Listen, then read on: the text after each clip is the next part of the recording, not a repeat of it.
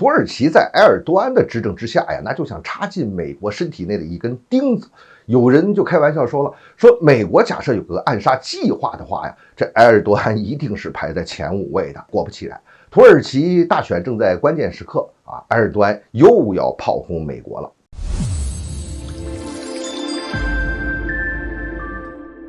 欢迎来到张斌观察，我是张斌。土耳其总统大选呢，现在非常的激烈，埃尔多安的势头比较强，而且呢，他下令给这个军政人员一下子加薪45%，哎呀，这一下就稳住了他的基本盘啊。美国呢，就是要想办法干扰一下这个大选。在选举集会上，埃尔多安就美国干扰大选这件事啊，那是公开指责美国，你干扰我的大选，而且点名批评拜登，说这个拜登，你和这个土耳其的一些反对派啊结合，你来干预我的这个大选。在大选刚开始的时候，土耳其内政部长他就公开就说过，说美国正在动用各种手段来干预我们的大选啊，不让埃尔多安连任。埃尔多安猛烈炮轰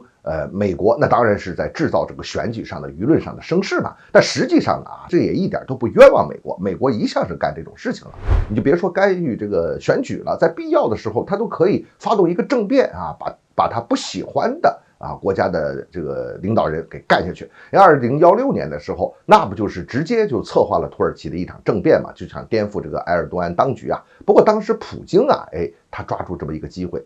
向土耳其提供了关键的有关政变的情报，埃尔多安得以平复了这个政变。因此呢，这个土俄关系就迅速了改善，而这个土美关系则急转直下。这土耳其的战略位置是非常的重要，虽然你说它是北约成员吧，但是欧洲呢，它肯定不可能把土耳其当成自己的人，那就是为了一个安全上的和军事政治地缘上的需要，把它拉进北约。可是欧盟坚决不会让你土耳其进来。土耳其和北约和美国和欧洲这之间的关系，就是一种典型的相互利用加这个相互博弈，互相还要捅刀子。俄乌冲突以来呢，土耳其和俄罗斯这边出乎这个美国意料，是搞得这个关系很密切，而且有些事情啊，实际上是在配合俄罗斯，这弄得美国是极其的恼火，但是呢又没办法。而最让美国担心的是呢，现在土耳其和西方的关系，特别是和美国的关系在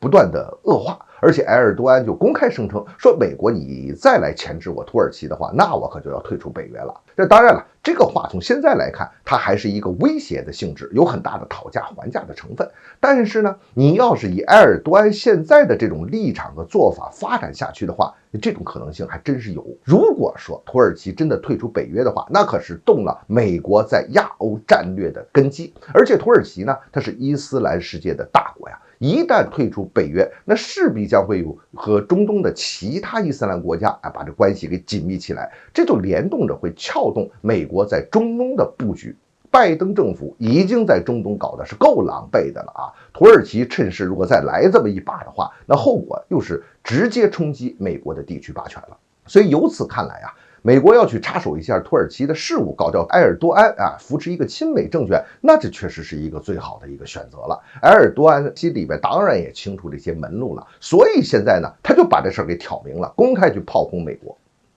目前的选情呢，在第一轮选举中埃尔多安他也没有获得绝对的多数，但是呢，他处于一个明显的一个优势，那就进行第二轮选举吧。如果说这第二轮选举不出意外的话，埃尔多安很可能会连任，美国就很难接受埃尔多安连任了。所以可以预见，土耳其和美国的关系它很难好得起来，甚至会发生非常大的波动。